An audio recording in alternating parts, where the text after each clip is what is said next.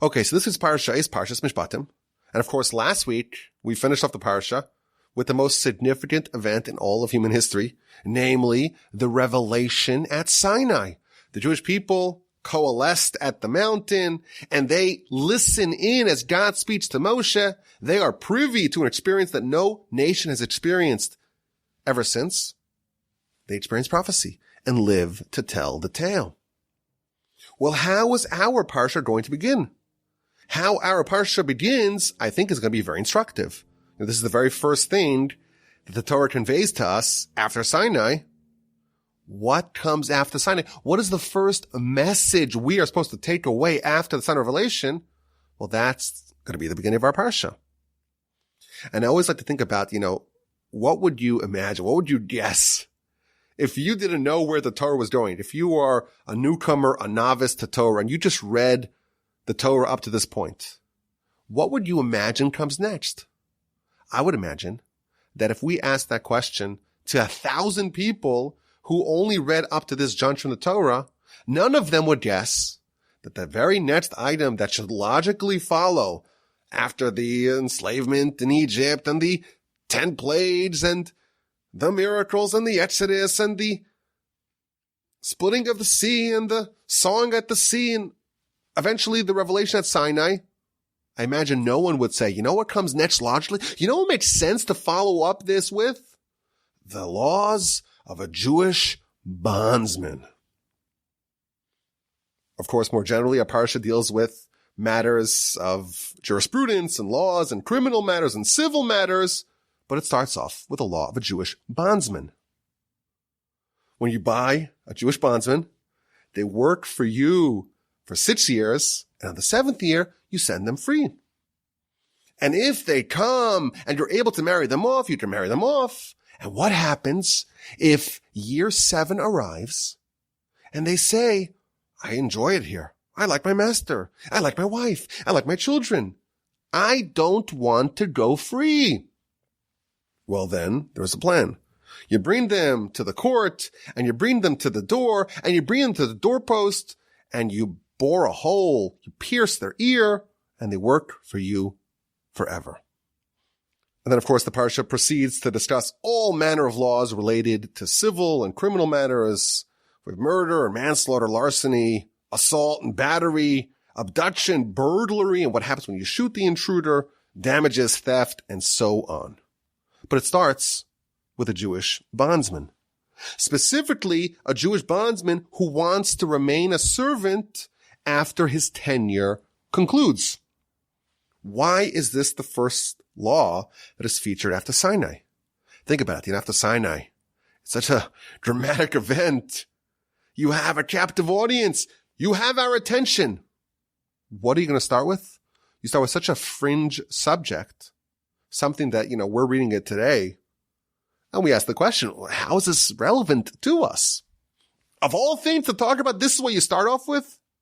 Perhaps you should talk about something more lofty, like the laws of the tabernacle or sacrifices or the laws of the land of Israel or something more grand, more dignified, more important than the laws of someone who steals money, doesn't have money to pay, and gets sold as a bondsman to pay for what they stole. So to me, it seems obvious that if this is the first law told to us after Sinai, invariably this law is going to reveal to us what the essence of Sinai is all about and how to absorb the great lessons of this paramount event of our history. Let's examine this law in greater detail. We have a Jewish bondsman. Rashi tells us that a Jewish bondsman ends up as a bondsman only if they fulfill one of two criteria. Either they steal money and don't have money to pay back, the court will sell them as a servant for 6 years. Alternatively, they're out of luck, they're out of money, they're out of resources, they have no way to get out of their quagmire, then they can sell themselves voluntarily as a servant. And they work for 6 years. And in the event that they want to extend their servitude, their bondage, they can increase that, they can extend it by having their ear pierced by their master. Why? Why do we have this really strange ceremony to extend the tenure of a Jewish bondsman? So Rashi tells us something really interesting. Rashi says, well, first he explains why it's the right ear and not the left ear. But why is this person being pierced in the ear? So Rashi says, there are two reasons why. Because there are two reasons why a Jewish bondsman is sold, for each one of those reasons, there's a reason why we pierce their ear. Well, in the event that they stole money and didn't have any money to pay back, well, then they violated the law of Sinai. At Sinai it said, thou shalt not steal. And this person stole. You didn't listen to Sinai? Your ear gets pierced. You didn't listen to the message of thou shalt not steal? Your ear did not absorb this message, and therefore your ear gets pierced. Alternatively, if someone voluntarily sells themselves as a bondsman, they also failed to hear the message of Sinai, because at Sinai, we were told to be servants of God. And this person becomes a servant of another servant of God. And why the door? Rashi explains, because the door and the doorpost, that symbolized, that signified, that marked the fact that God chose us as his nation. He is the God and we are his people. When he jumped over the Jewish households in Egypt, when they slathered the door and the doorpost with the blood of the paschal sacrifice. And therefore, because this person does not want to be subjected to God exclusively, they want to be subjected to one of God's subjects. Therefore, we pierce them in the ear, by the door, by the doorpost. What a fascinating law. What a fascinating Rashi. Someone who steals or voluntarily wants to sell themselves, you could do it for 6 years. But if the servant, if the bondsman wants to extend it, you take them to the door and you pierce their ear because they did not heed the message of Sinai. At Sinai, he heard, or he should have heard, not to steal, and he stole nonetheless. At Sinai, he heard that we're servants of God, and he chose to be a servant of another servant. Very intriguing idea. Our question of why start over here, this is addressed by Rashi.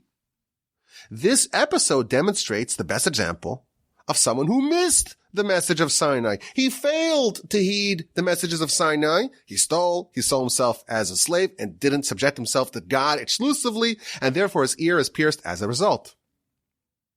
And therefore, if we're going to finish off the Sinai story, we're going to give an example of someone who failed to absorb it as a warning to us. Don't copy the bondsman. Don't copy the person that got sold as a slave, as a servant. He didn't listen. Make sure that you, in fact, listen. To exhort us, to encourage us to listen to the message of Sinai and to not suffer the fate of the Jewish bondsman. That's why we start off right after the Sinai narrative. We start off with this law. But we have some questions.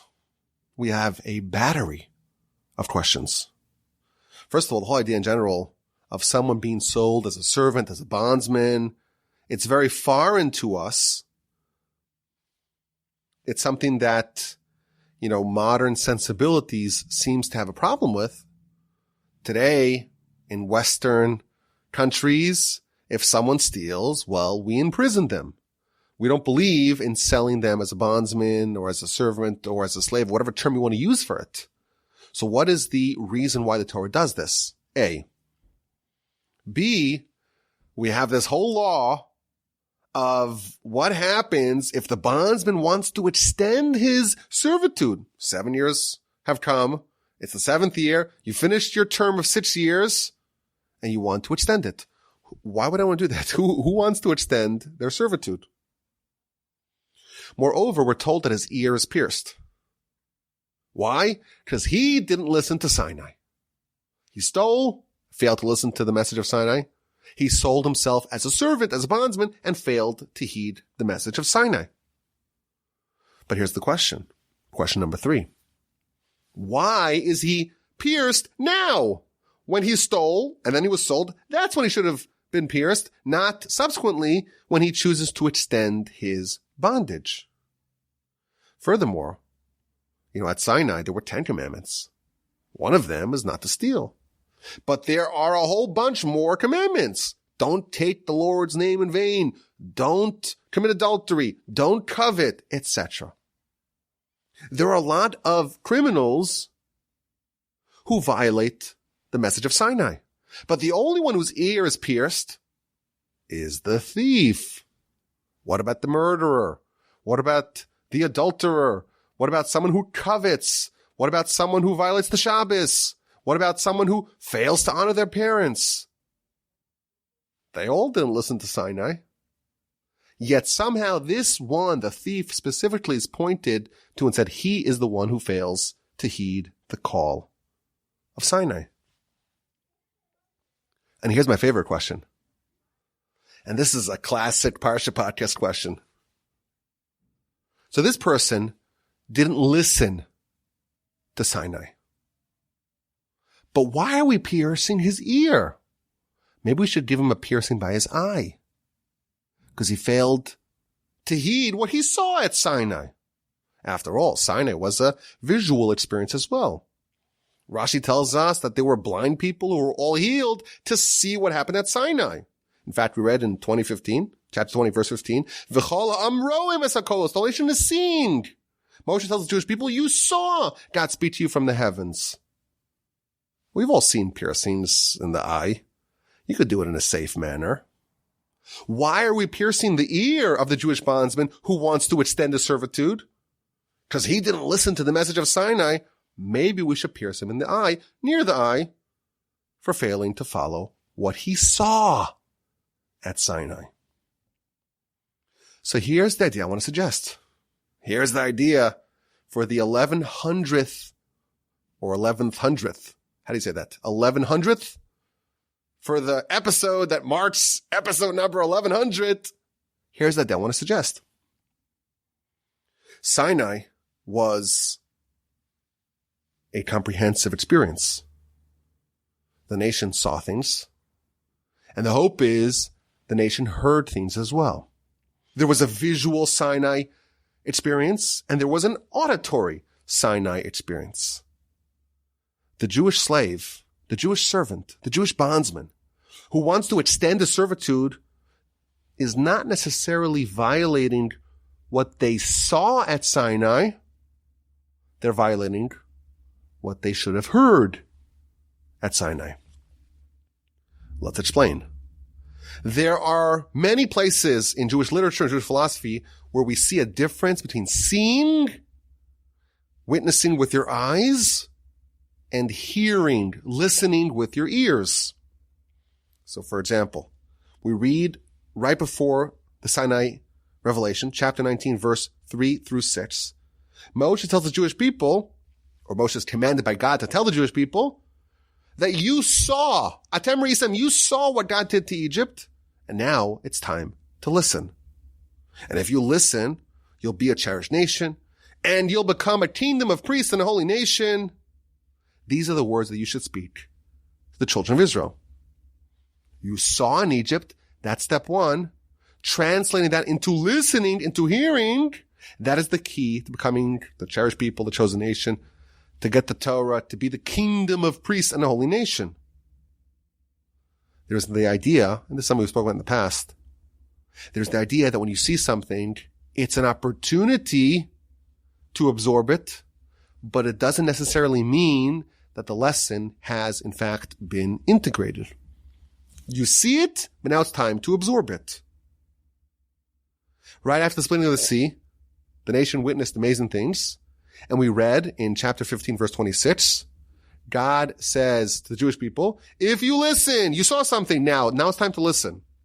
Im shamoa tishma, but l'kol Hashem l'kacha. If you listen now to the voice of Hashem your God, I will be your healer. When you see something, it's an opportunity to absorb that message, to digest that message, to integrate that message, to listen. After you see something, it's time to absorb it, to make it yours. And if you fail to listen, even though you have seen it, it could actually be quite harmful and deleterious. So my favorite example of this is in Parshas Balak. Balak is the king of Moab, and he's worried about the Jewish people who are destroying all his neighbors, and he hires Bilam to go curse the Jewish people. And that Parsha, we'll read about, of course, in a couple of weeks, really a couple of months, in the book of Numbers. It starts off, Vayar Balak ben Sipar. Balak, the king of Moab, he saw all that Israel did to the Amorites. And what did he do? He devised a plot, a heinous plot, to try to destroy his enemies. Last week's Parsha, Parshas Yisro, starts off with a very similar verse. Yisro encountered what the Jewish people did, Jethro encountered what the Jewish people did to the Egyptians, in the same way that Balak encountered what the Jewish people did to the Amorites. But the difference is that Jethro heard, Vayishma Yisro, and Jethro heard. Talmud actually tells us that Jethro and Balak were relatives, and they both encountered the dominance of Israel. And one of them was inspired to join, to convert, to upgrade himself and integrate himself into the Jewish people. And that was Jethro. And he did that because he heard. Whereas Balak did not hear, he just saw, and he was inspired to curse, to rebel. In Parsha Shlach, we read about the spies. Rashi tells us they saw, but they didn't hear. In Parshas Korach, we read about Korach, the first cousin of Moshe, who launched an insurrection, who mutinied against his cousin. Why, Rashi tells us? His eyes led him astray. He saw things, but he didn't listen. In the end of our Parsha, we read about the 70 elders and the two sons of Aaron, Nadav and Avihu. They saw things. Vayiru es Elokei Yisrael. They saw. Vayechazu es Elokim. They saw. But they didn't listen. Rashi tells us, as a result of that, they received a death sentence that was implemented later on in the Torah. So there's a dynamic all over Jewish philosophy and Jewish literature that vision, seeing something, when that vision is unmoored with listening, with hearing, that is actually very dangerous. In fact, one of the definitions of God is that God is ro'eh, God sees, but is unseen. Ro'eh ve'eino nireh. Our eyes, our field of vision, is engineered to make us not see God. To connect to God, you have to listen. You have to hear. You have to listen to tradition. You have to listen to your heart. You have to listen to your messages. You have to listen to Sinai. In the most powerful prayer that we say every day, our declaration of faith, where we commit every single day to forfeit our lives in martyrdom for God, should the opportunity arise, we say, Shema Yisrael, listen, hear, O Israel, listen. And we cover our eyes. The way to absorb the message is to not rely on the eyes alone, but to listen. Balak, he saw. He saw the damage to the Jewish people, but he didn't listen. As a result of that, he went astray and lived to suffer the consequences. Jethro, perhaps he saw as well, but he listened. He heard. Vayishma Yisro. He absorbed the message, and he changed his life. He was an idolater, but he joined the nation and became a great believer and a great hero of our people. The way to connect to God is via sound. God listens to our prayer. When we pray, the prayer has to be audible. In one of my grandfather's notes, I found the following sentence that I love so much. I want to share with you. Hachush hayichidi, the only sense that connects us with the spiritual world is the ability to listen. A couple of years ago, I told you that I was in Canada. And in Canada, they also have July 4th. They also have independence, but it's not July 4th. It's July 1st. That's when they gained their independence. And they also have a tradition of fireworks and celebration. And we were watching the fireworks, and you see salvos of fireworks and the explosions that accompany them. But what's always interesting to me is that when the final blast of fireworks that you see is over, you wait 2 seconds and you hear the boom. You hear the sonic boom that comes with it. And of course, we know the reason why. Light travels at around 300,000 kilometers a second. I think it's like 186,000 miles a second. What is that? Like 8 times around Earth in a second? That's pretty fast. Audio, sound also travels pretty fast, around 600 miles an hour, which is very fast, but not quite as fast as light. Light is basically instantaneous. What you see is instant. And what you learn when you see something instantly, it could flash by you. You could perceive it right away, but then it's gone. When you hear something, it's after you see something, you wait a second, you allow that message to be absorbed. You allow it to become digested within you. That's when the message truly resonates. That's when that message is going to stick. Before Sinai, we read about Jethro. He was always listening. And therefore his story serves as a preparation for Sinai. You want to have a Sinai Revelation, beforehand, you got to read about Jethro. He's the proper introduction to Sinai. And right afterwards, we read about the Jewish bondsman. The bondsman, of course, is pierced in his ear, not his eye. The flaw is not that he didn't encounter the message, he didn't see it. The flaw is that he failed to absorb it. He didn't listen. He saw the message of Sinai, but he failed to hear it. It didn't penetrate. The flaw is in his ear, not his eye. So the preparation for Sinai is Jethro. He listened. And the aftermath of Sinai is the bondsman. He's an example of someone who failed to listen. He failed to listen to Sinai. He stole. He failed to listen to Sinai. He voluntarily sold himself as a slave. And therefore, he is the warning. He is the cautionary tale. After you have this amazing experience of Sinai, don't lose it by not listening. But again, some questions remain. We asked the original questions. What's the point of selling someone as a slave, as a servant, as a bondsman? Why would someone extend it? If we're piercing them because they didn't listen to Sinai, we should pierce them right away, not after the 6-year tenure is over, and then they choose to extend their servitude. And finally, why is it only the thief who becomes a bondsman who wants to extend his tenure? Why is only that person pierced and not everyone else? The person who takes God's name in vain, the idolater, the murderer, etc.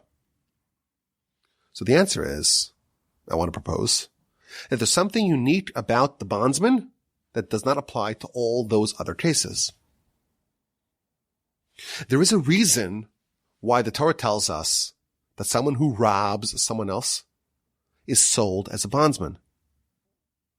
Our society, Western society, we're advanced, we're progressive, we're moral. But what do? You have a criminal. And they were found guilty by a righteous court. They are a thief. Our society puts them in a cage as if it was a kennel for dogs, and you surround them with the worst people in the world, and no wonder the rates of recidivism are through the roof. Instead of rehabilitating people, sadly, our society makes them worse criminals. The Torah doesn't do that. The Torah doesn't give up on people. Someone is a criminal. They're a criminal. And they were found guilty by a Jewish court of law that turned over every stone to try to find out what actually happened. And it turns out this person is a rotten egg, a rotten apple, a black sheep. This person is a criminal. What's the Torah's solution? The Torah's solution is to try to rehabilitate them. to try to rectify them, to try to improve them. And I imagine that there's a certain understanding here. Why does someone end up like this? It's possible that they were dealt a poor hand in life. They probably didn't have a strong family. Maybe they didn't have a great education. Maybe they were raised poorly. Maybe they had a broken family. We don't know what brought someone to this situation, but we can suspect that they didn't really have great role models growing up. And sadly, we have a Jew who became a thief.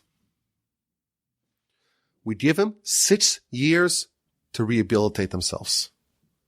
We find a special family. The Talmud tells us that someone who acquires a Jewish bondsman is actually acquiring for themselves a master. Because the laws of the sensitivity of how we have to treat our bondsmen are very exhaustive, are very strict. The Talmud tells us, for example, if you only have one bed or one pillow, you got to give it to your Jewish slave, your Jewish servant, your Jewish bondsman.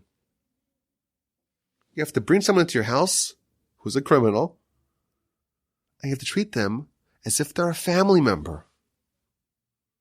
The only reason why someone would even do that is someone who is a gentle and kind and sweet person who deeply cares about their brethren. And they genuinely want to help. And they're willing to invest 6 years of their life to help this person. And the criminal comes and he joins this family. And for 6 years, he sees how they live, sees how they treat each other with respect, with dignity, sees what they talk about, sees how they behave, sees their interactions, and is themselves, perhaps for the first time in their lives, treated with dignity, with respect. They get tended to. They're with a family, a happy family, a healthy family, perhaps the first time in a safe environment in their lives. They're not thrown into the cages with all the other criminals. They're uplifted. They're elevated. And they are now being given a second chance. 6 years to change your life. This loving family has to be a very special family. Who else is willing to undertake a master? You want a master? You want someone that you know have to train to take care of? They're not a family member, they're a criminal. Who wants to invite a criminal to their house? Only a special family who believe in the goodness of every soul, of every Jew.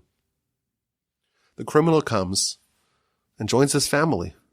And maybe for the first time in his life is in a happy environment, a safe environment, a loving environment. And for 6 years, he's being taught a lesson. How to behave. What's proper. How to live a good life. Look at these people. Look how they treat each other. Look how moral they are in their behavior. Look how happy their home is.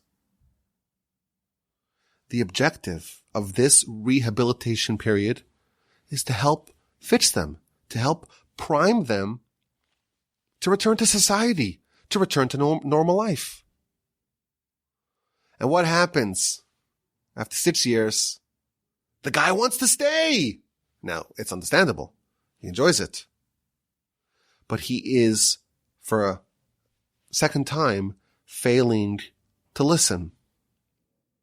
The bondsman is someone who failed to listen to the message of Sinai and was given a second chance and failed a second time. He didn't listen to the message of Sinai and he stole. He didn't listen to the message of Sinai and he wanted another master. After 6 years of rehabilitation, he still has not listened. Then, and only then, his ear gets pierced.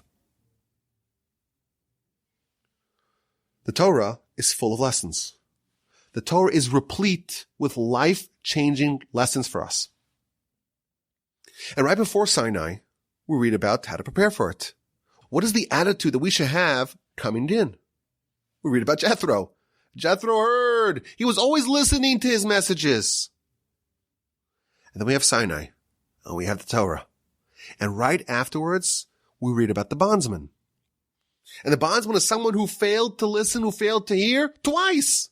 First, when he stole or voluntarily sold himself as a slave initially. And secondly, when he failed to listen to 6 years of rehabilitation, to 6 years of training, he didn't take that message either, and then his ear is pierced. Torah, Sinai, this is the most amazing lessons in the world. It's the godly wisdom. But there are some prerequisites. The prerequisite is you have to listen to those messages. You can't just encounter those messages, see them, perceive them, but that's it. It's instant flash, a flash of the fireworks. You see it, boom, and it's gone. You don't even ruminate upon it for a second to allow it to be absorbed. If you don't have that attitude, Torah is not going to be very helpful to you. And ideally, we should be like Jethro. Even before he got Torah, he was already primed to listen. If that doesn't work, at a minimum, when we hear the messages of the Torah, we should be in a posture of listening. If that fails too, the Almighty will grant us a period of rehabilitation. We'll get a lesson, just like the bondsman. The bondsman was given a second chance. But in general, this is the format. You mess up, you didn't listen to Sinai round 1, you're given another opportunity.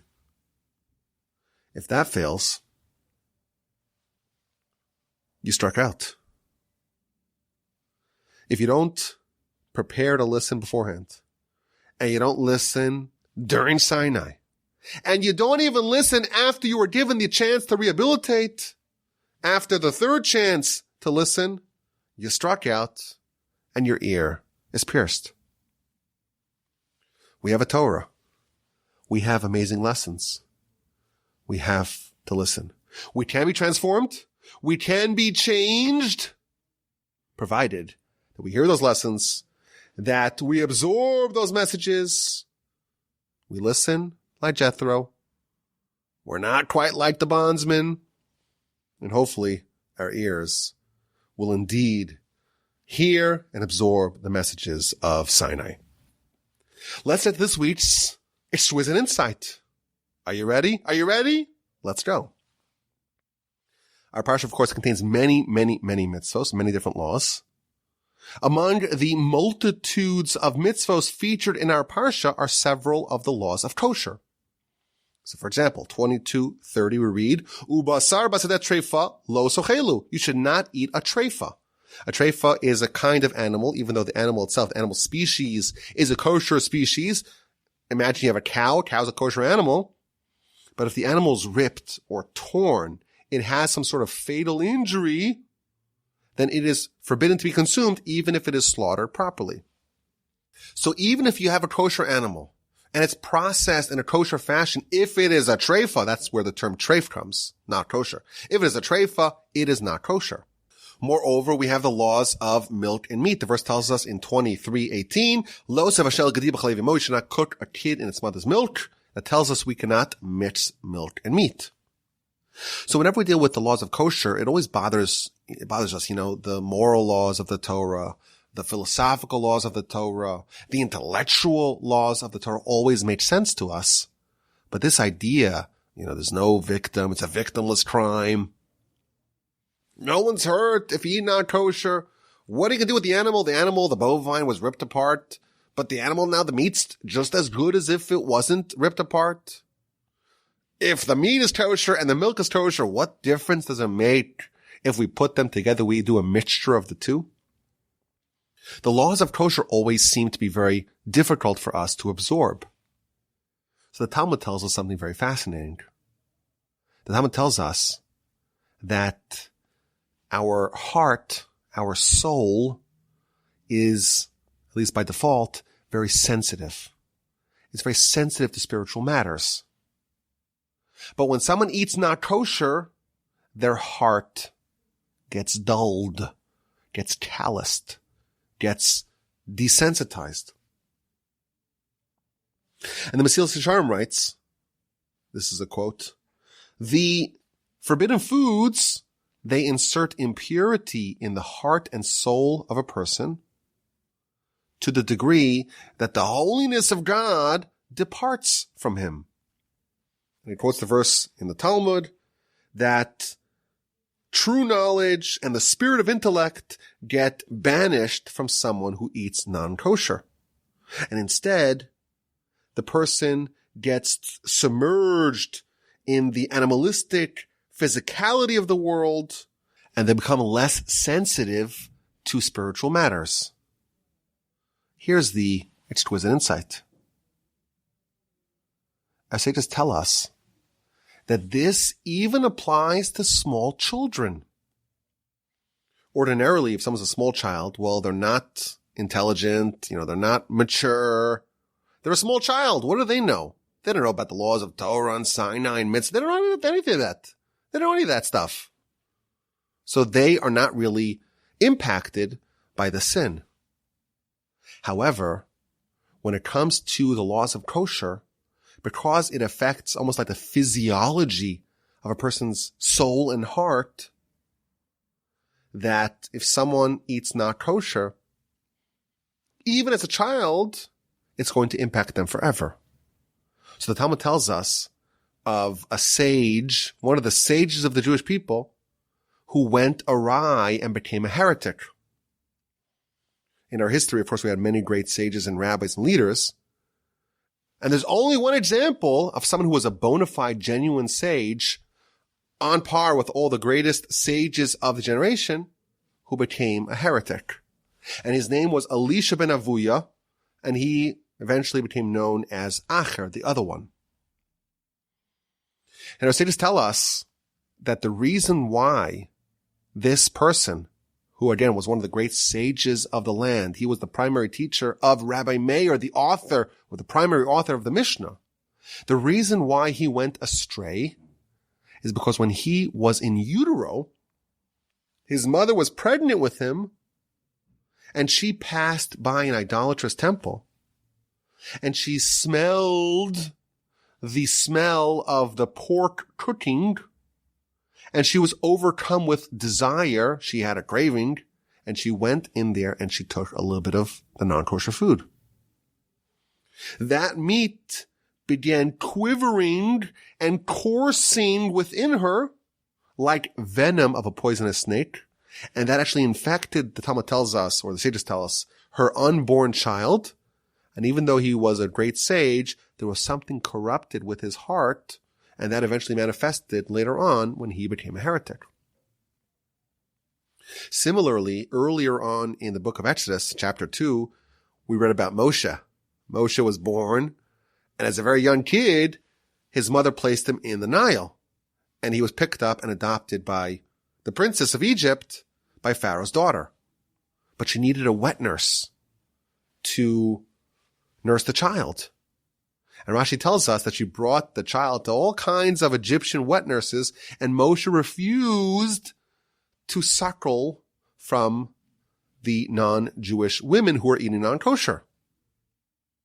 Until eventually Moshe's own biological mother was hired as a Jewish wet nurse, and in this great twist of irony, Pharaoh's daughter paid Moshe's mother to nurse Moshe because she did not know that they were actually related. So it was a great gig. The mother would have been very happy to nurse the baby for free, and now she got paid for it. But why did he refrain from suckling from those women? Because he sensed, or at least there was a premonition, that he was going to be special. And his heart had to be maintained in its pristine condition. You can't tamper with it at all. And if a woman eats non-kosher, that's going to go into her breast milk, and that will affect the child who consumes that. And here's the actual insight I want to share with you. There is the flip side of this. Just as the non-kosher food has an adverse effect on the person who consumes it, even if it's done vicariously via mom, there is someone who had the reverse of that. We're told that the great Rabbi Judah the Prince, who codified the Mishnah, when he was a young kid, he was born, that was during the reign of Hadrian, and Hadrian made a rule that circumcision is forbidden. Any Jewish boy that gets circumcised is going to be executed together with that boy's mother.